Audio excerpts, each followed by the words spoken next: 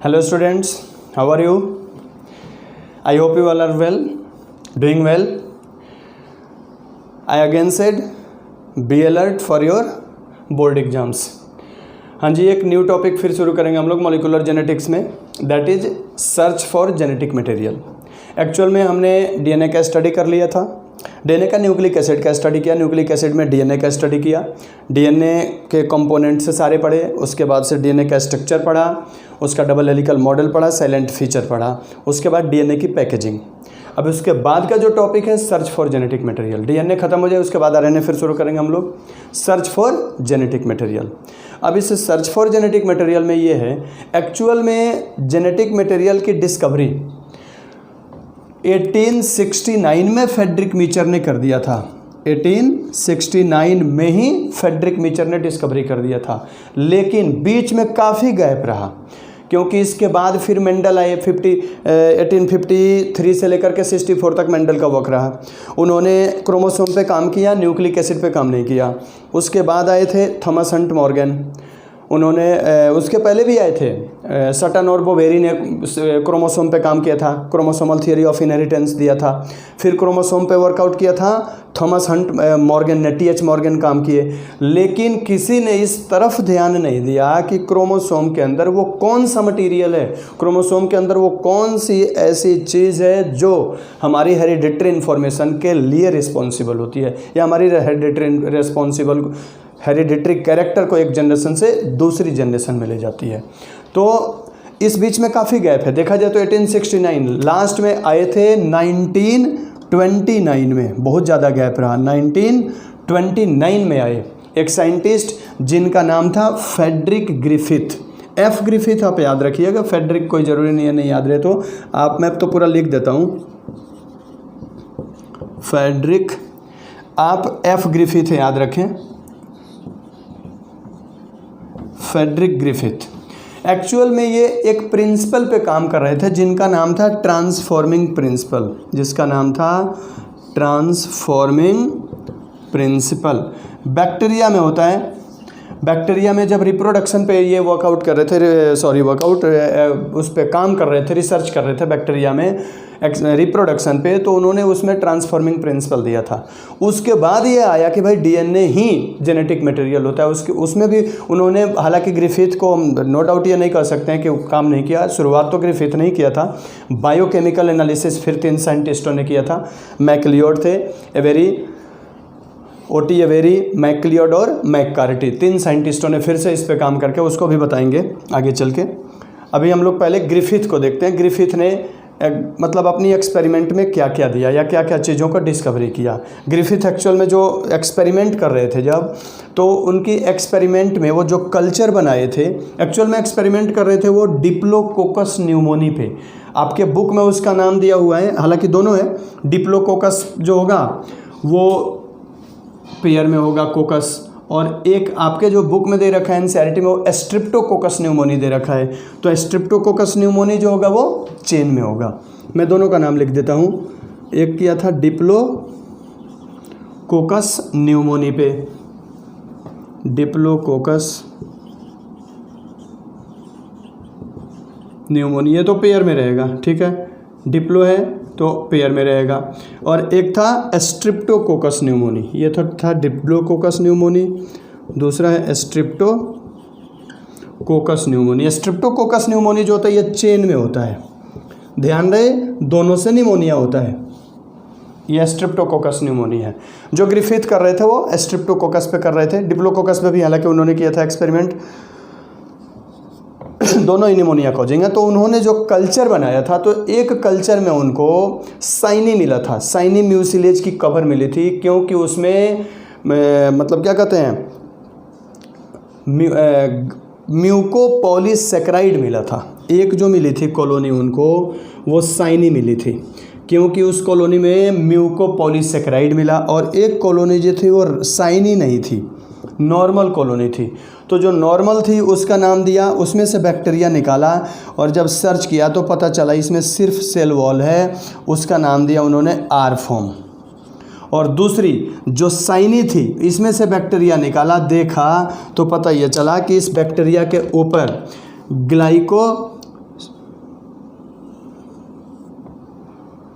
क्या कहते हैं, म्यूसिलेज के चारों तरफ से म्यूकोपॉलीसेकेराइड की कवर है, इसलिए इसका नाम दे दिया उन्होंने एस फॉर्म।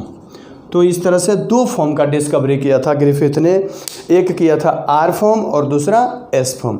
अब ये देखो कैसे कैसे डिस्कवर किया आगे, ये एक्सपेरिमेंट किया था ग्रिफिथ ने अपना। ग्रिफिथ ने जो डिप्लोकोकस का या स्ट्रेप्टोकोकस का जो फॉर्म देखा,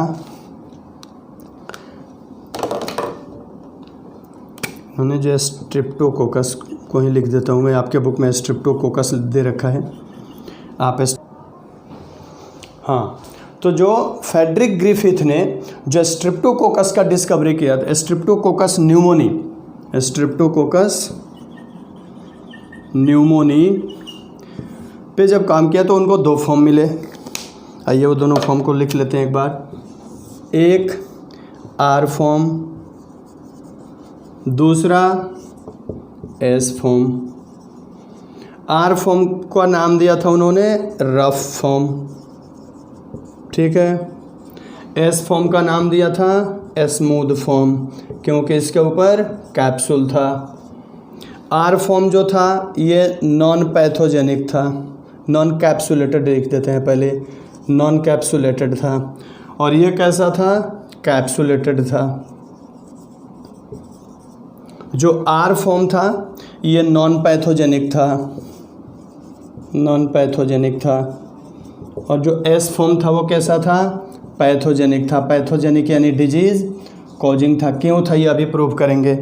जब आर की डिस्कवरी किया तो आर के 3 फॉर्म मिले, आर फर्स्ट, आर सेकंड और आर थर्ड। एस के भी 3 मिले, S first, S second, S third.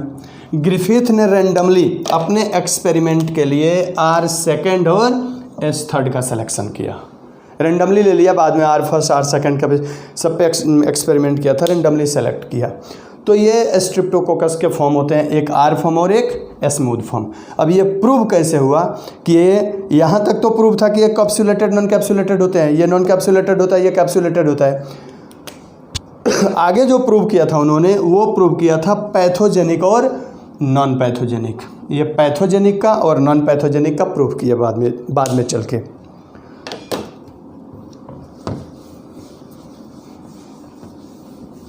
हालांकि ग्रिफिथ ने जो एक्सपेरिमेंट किया उसमें ट्रांसफॉर्मिंग प्रिंसिपल नाम दिया था, उस एक्सपेरिमेंट का नाम था ट्रांसफॉर्मिंग प्रिंसिपल। इस ट्रांसफॉर्मिंग प्रिंसिपल में ग्रिफिथ ने क्या किया कि बैक्टीरिया की डिस्कवरी तो किया, ठीक है, ग्रिफिथ ट्रांसफॉर्मिंग प्रिंसिपल दिया। बायोकेमिकल एनालिसिस बाद में 3 अलग अलग साइंटिस्टों ने किया था। पहले तो ग्रिफिथ का एक्सपेरिमेंट देखते हैं हम, क्या क्या किया था ग्रिफिथ ने। Griffiths experiment. अब उन्होंने क्या किया अपने एक्सपेरिमेंट में, 4 अलग अलग एक्सपेरिमेंट किए ग्रिफिथ ने। अब ग्रिफिथ ने जो एक्सपेरिमेंट किया उसमें देखो क्या किया। एक्सपेरिमेंट फर्स्ट में सबसे पहले उन्होंने क्या किया, आर फॉर्म लिया, आर सेकंड लिया था, आर सेकंड, ठीक है, आर सेकंड लिया था। मैं आर फॉर्म लिख देता हूँ, फिर नीचे लिख देता हूँ आर सेकंड। उन्होंने लिया आर फॉर्म, आर फॉर्म के रूप में क्या लिया था, आर सेकंड लिया, ठीक है। इसको लेकर के और इसमें से निकाला डीएनए, इसमें से निकाला डीएनए, और इस डीएनए को लेकर के एक माइस में इंजेक्ट कर दिया। आइए माइस में इंजेक्ट कर देते हैं। इंजेक्टेड इन अ माइस, एक माइस में इंजेक्ट कर दिया। देखा ये कि माइस जैसे पहले थी वैसे बाद में माइस को निमोनिया नहीं हुआ। माइस कैसी थी, लाइव थी। माइस जो थी वो लाइव थी। अब इससे यह प्रूव हुआ कि जो आर फॉर्म होता है वो पैथोजेनिक नहीं होता है। ठीक है। दूसरे एक्सपेरिमेंट में क्या किया, एस फॉर्म लिया। एक्सपेरिमेंट सेकंड में क्या लिया, एस फॉर्म लिया। एस फॉर्म का क्या लिया था, तो एस थर्ड लिया था और इसको लिया। इसका भी फिर क्या किया, डीएनए निकाला। इसका भी डीएनए निकाला। इस डीएनए को भी लेकर के एक दूसरी माइस में इंजेक्ट किया। इस माइस में नहीं किया, किसी दूसरे माइस में इंजेक्ट किया। अब क्या देखा कि इस बार इस माइस को निमोनिया हुआ और ये माइस मर गई। इससे ये प्रूव हुआ कि जो आर एस फॉर्म होता है वो क्या होता है, पैथोजेनिक होता है। माइस क्या हो गई, डेड हो गई। माइस को हम डेड दिखा देते हैं यहाँ पे। माइस क्या हो गई, डेड हो गई। ये तो प्रूव हो गया कि चलो एस फॉर्म में पैथोजेनिसिटी होती है, जिसके कारण यहाँ माइस को निमोनिया हुआ, माइस निमोनिया से मर गई। अब ये तो प्रूव हो गया कि आर फॉर्म जब किसी बैक्टीरिया माइस में डालते हैं तो उसको निमोनिया नहीं होता है, नहीं मरती है, यानी कि ये क्या है, नॉन पैथोजेनिक है। इसके डालने के बाद माइस की डेथ होती है, इसका मतलब क्या है कि ये पैथोजेनिक है। थर्ड एक्सपेरिमेंट उनका थोड़ा चौंकाने वाला था, वो ये था। एक्सपेरिमेंट थर्ड में देखो क्या किया। एक्सपेरिमेंट थर्ड में एस फॉर्म तो लिया, इसी एस थर्ड को क्या किया, हीट किल्ड कर दिया। यानी कि डीएनए लेकर के और उस डीएनए को हीट कर दिया। डीएनए लिया और डीएनए को क्या कर दिया, हीट कर दिया। डीएनए को लेकर के यहाँ पे हीट कर दिया। ठीक है। इसका नाम दिया हीट किल्ड। इसका नाम दिया हीट किल्ड डीएनए। इसको लेकर के फिर दूसरी माइस में इंजेक्ट किया। फिर अनदर माइस लिया। कई माइस का बलिदान हुआ भाई। फिर दूसरे माइस में इंजेक्ट किया। इस बार ये हुआ कि फिर ये इस माइस को निमोनिया नहीं हुआ, ये माइस जिंदा रह गई, यानी कि नॉर्मल रह गई ये माइस। अब ग्रिफिथ ने ये बोला, शुरू में तो कंक्लूजन उनका यही था कि जो यहाँ पे माइस क्या थी, लाइव थी। माइस यहाँ पे लाइव है, माइस लाइव है, जिंदा है एकदम। अब इससे ये प्रूव हुआ कि चलो भाई यहाँ पे हीट किल्ड कर दिया, डीएनए की पैथोजेनिसिटी लॉस्ट हो गई, माइस यहाँ नहीं मरी। माइस के नहीं मरने का रीज़न यही था कि पैथोजेनिसिटी लॉस हो गई माइस की।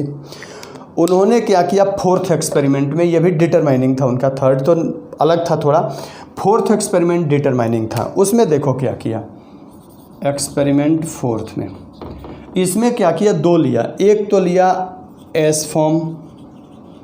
एस फॉर्म कैसा लिया, हीट किल्ड लिया। हीट किल्ड लिया, यही वाला ले लिया। और दूसरा क्या लिया, आर फॉर्म लिया। ये कैसा लिया, तो लाइव लिया, जिंदा, यही वाला लिया। अब देखो हीट किल्ड वाले में भी माइस जिंदा है, आर वाले में भी माइस जिंदा है, दोनों को मिक्स कर दिया। मिक्स करके फिर माइस में इंजेक्ट किया।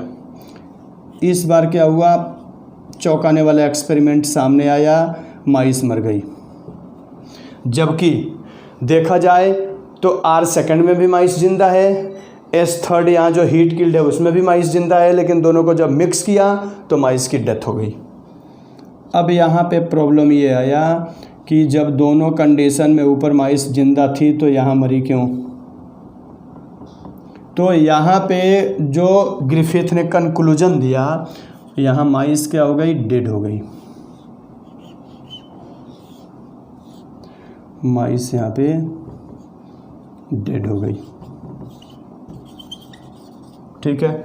अब ग्रिफिथ ने ये कंक्लूजन दिया कि जब R S third heat killed जो होता है आर सेकंड लाइव के कांटेक्ट में आता है, तो एस जो होता है अपने कैरेक्टर को आर में ट्रांसफ़र कर देता है।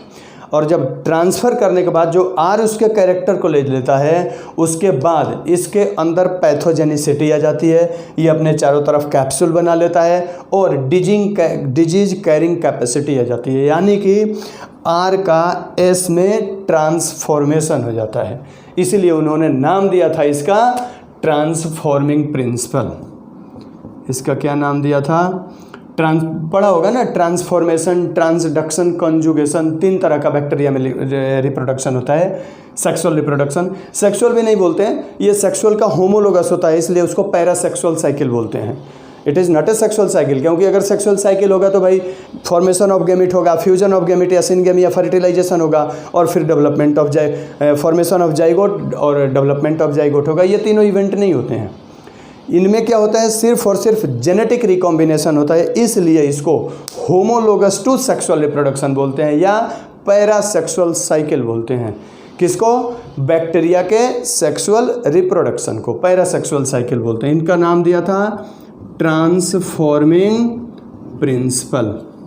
तो ट्रांसफॉर्मिंग प्रिंसिपल में यही बताया कि जब S3 heat killed R2 live के कांटेक्ट में आता है तो ये क्या करता है? S अपना कुछ मटेरियल या अपना DNA ट्रांसफ़र करता है किस में? R2 में या R में, और R जब उसको गेन कर लेता है तो R के अंदर क्या हो जाती है? पैथोजेनिसिटी आ जाती है और R का ट्रांसफॉर्मेशन हो जाता है किस में? S में, जिसके कारण यहाँ माइस की डेथ हो जाती है। तो उन्होंने अपना ट्रांसफॉर्मिंग प्रिंसिपल दे लिए थे। लेकिन इसमें बायोकेमिकल एक्सपेरिमेंट 3 अलग अलग साइंटिस्टों ने दिया था। एक थे एवेरी, ओटी एवेरी है, ओसवाल्ड एवेरी है, एक है मैककार्टी और तीसरे हैं ओवेरी, एक है एवेरी, मैकलियोड और मैककार्टी। पहले तीनों का नाम लिख देता हूँ मैं। इस साइंटिस्टों का नाम भी ऐसे ऐसे है।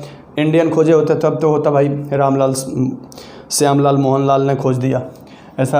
हालांकि ऐसा नहीं है, हम इंडियन साइंटिस्ट की कंट्रीब्यूशन को वो नहीं कर सकते, दरकिनार नहीं कर सकते। कई सारे इंडियन साइंटिस्ट हैं, आपने नाम सुना होगा H.G. खुराना का, हरगोविंद खुराना का ग्रेट कंट्रीब्यूशन है जेनेटिक्स में, आगे पढ़ेंगे उसको, मॉलिक्यूलर जेनेटिक्स में ही उनके कंट्रीब्यूशन को।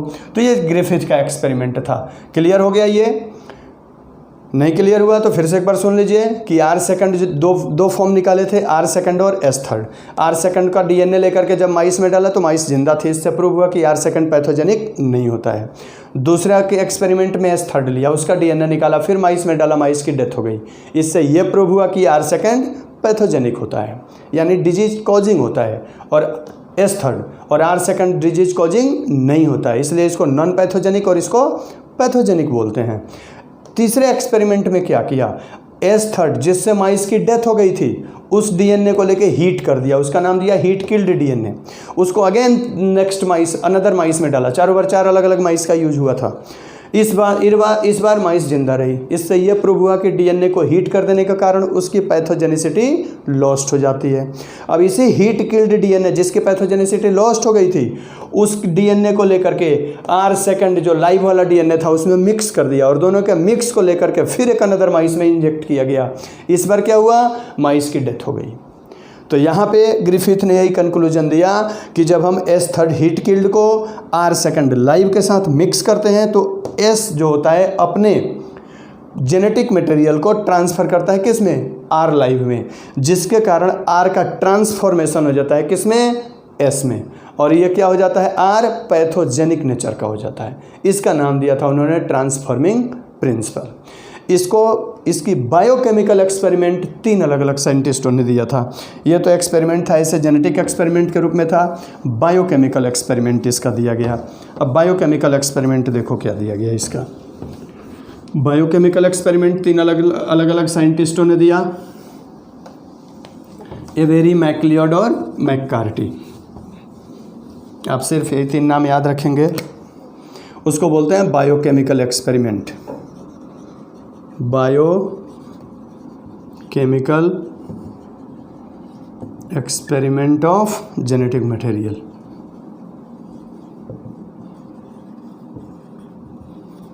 proposed by Avery,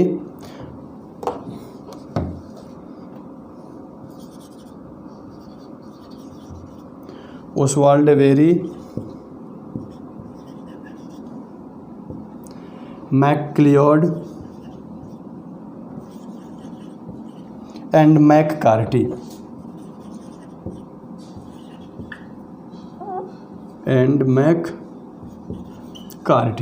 इन तीनों ने क्या किया कि दो थे, क्या क्या मिला, एक तो लिया था हमने आर फॉर्म, तो आर फॉर्म तो ये क्लियर था कि नॉन पैथोजेनिक होता है जी, क्लियर, नॉन पैथोजेनिक होता है। और दूसरा क्या लिया था, एस फॉर्म। अब एस फॉर्म जिससे माइस की डेथ हो गई थी, ज़रूरी था उसका बायोकेमिकल एनालिसिस करना, तो इन लोगों ने क्या किया, एस फॉर्म जो पैथोजेनिक था, ज़रूरी था इसका बायोकेमिकल एनालिसिस करना। तो इस एस फॉर्म में से 4 सब्सटेंस निकाला इन तीनों साइंटिस्टों ने। क्या क्या, तो एक निकाला कार्बोहाइड्रेट, दूसरा निकाला उसके बॉडी से प्रोटीन साइटोप्लाज्म से, तीसरा निकाला उससे डीएनए, और चौथा एक एंजाइम एक्सट्रैक्ट किया था डीएनएज। इन चारों को लेके अलग अलग एक्सपेरिमेंट के रूप में यूज किया। कैसे किया ये देखते हैं, फिर से सुन लीजिए। इन 3 साइंटिस्ट ने क्या किया कि आर फॉर्म पैथोजेनिक नहीं था तो उससे तो कुछ निकालने की ज़रूरत नहीं थी। जो पैथोजेनिक था, अब पता करना था कि इसमें कौन सी चीज़ है जो पैथोजेनिसिटी के लिए रिस्पॉन्सिबल होता है। तो उनके साइटोप्लाज्म से मोटी मोटी 4 चीज़ें मिली। क्या क्या मिला, तो कार्बोहाइड्रेट मिला, प्रोटीन मिला, न्यूक्लियस से डीएनए मिला, एक डीएनएज एंजाइम का यूज किया था। इन तीनों ने क्या किया, तीनों साइंटिस्टों ने मैकलियोड, ओवेरी मैकलियोड और मैककार्टी ने कि चारों अलग अलग टेस्ट ट्यूब में रख दिया। किया क्या, एक टेस्ट ट्यूब लिया और इस टेस्ट ट्यूब में क्या किया, आर फॉर्म डाल दिया, ठीक है। आर डालने के साथ इसमें क्या किया, एस फॉर्म से जो जो सबस्ट्रेट मिला था, इनको क्या क्या मिला था, तो कार्बोहाइड्रेट, प्रोटीन, डीएनए और डीएनएज। तो एक में क्या किया, कार्बोहाइड्रेट डाल दिया। क्या किया, R form plus carbohydrate of S form, carbohydrate of S form. एक टेस्ट ट्यूब में क्या किया, कार्बोहाइड्रेट डाल दिया, ठीक है, first test tube. Second test tube में देखो क्या किया, सेकंड टेस्ट ट्यूब लिया और इसमें क्या किया कि आर तो डाला ही, इसमें एस फॉर्म का प्रोटीन डाल दिया लेकर के। आर फॉर्म तो डाला ही डाला, एस फॉर्म का प्रोटीन डाल दिया। यानी इसमें क्या किया, एक तो लिया R form plus protein of S form, protein of S form, S form का प्रोटीन डाल दिया। तीसरे टेस्ट ट्यूब में क्या किया, आर फॉर्म सब में लिया था चूँकि देखना था कि किस में कन्वर्जन हो रहा है। अब इसमें क्या किया, थर्ड वाले में कि डीएनए लेके डाल दिया।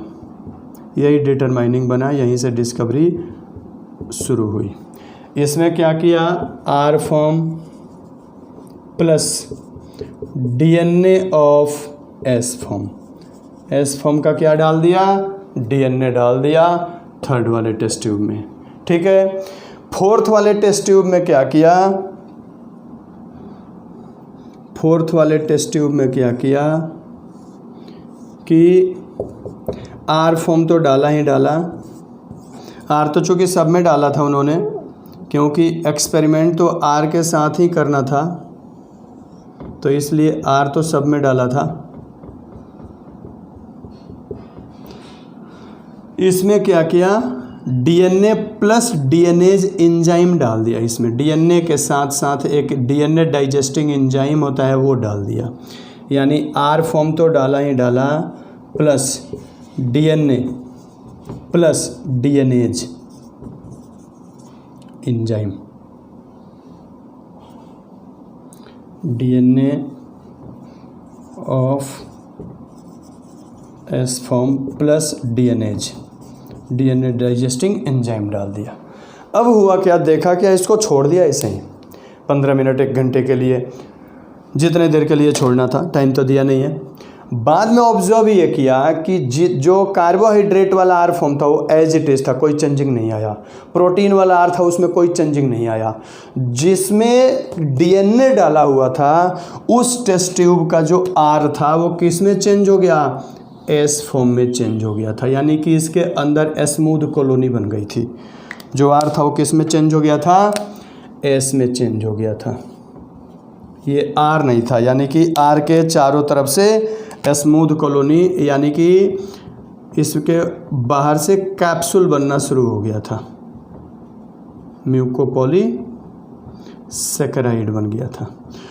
अब इससे यही प्रूव हुआ कि डीएनए जो होता है उसी के अंदर ये कैपेसिटी होता है कि किसी के भी जेनेटिक मटेरियल को क्या कर सके, चेंज कर सके। या जेनेटिक मटेरियल यही होता है, क्योंकि जिसमें आर डीएनए डाला था वही आर एस में चेंज हुआ। ना तो कार्बोहाइड्रेट वाला चेंज हुआ, ना तो प्रोटीन वाला चेंज हुआ, और ना ही डीएनए वाला चेंज हुआ। सिर्फ और सिर्फ कौन सा चेंज हुआ, तो डीएनए वाला चेंज हुआ था। तो इससे ये प्रूव हुआ कि डीएनए के अंदर ये क्या होता है, डिजीज कॉजिंग कैपेसिटी होती है, या डीएनए ही जेनेटिक मटेरियल होता है जो किसी भी ऑर्गेनिज्म के मतलब क्या कहते हैं जेनेटिक के लिए या हेरिडिटरी के लिए रिस्पॉन्सिबल होता है। तो इससे ये प्रूव हुआ था कि DNA act as genetic material. DNA ही जेनेटिक मटेरियल होता है, बाकी चीज़ें जेनेटिक मटेरियल के रूप में नहीं आती है। क्लियर हुआ? ये था जेनेटिक एक्सपेरिमेंट या ग्रिफिथ का ट्रांसफॉर्मिंग एक्सपेरिमेंट। इसको 3 तरीके से पूछा जाएगा, ध्यान रखिएगा। एक तो पूछा जाता है direct, how Griffith proved that DNA act as genetic material. दूसरा यह पूछा जाता है explain the transforming principle of Griffith. तीसरा यह पूछा जा सकता है, ये 2 नंबर में कई बार आया हुआ है, कि name the substance that was extract from the body of S form by 3 scientist, MacLeod, Avery MacLeod and McCarty. तो वो कार्बोहाइड्रेट था, प्रोटीन था, डीएनए था और डीएनएज था। तो ये पूरा का पूरा एक्सपेरिमेंट है। ये अगर बोर्ड में आता है तो आपके 3 मार्क्स या 5 मार्क्स में आता है क्वेश्चन, इसको याद रखें। या फिर आपके अगर उसमें पूछेगा, नीट में पूछेगा, तो इससे क्या क्या सबस्ट्रेट निकाला था वो पूछा जाता है। ये था ट्रांसफॉर्मिंग एक्सपेरिमेंट। एक एक्सपेरिमेंट और है, उसको नेक्स्ट लेक्चर में अपलोड करते हैं।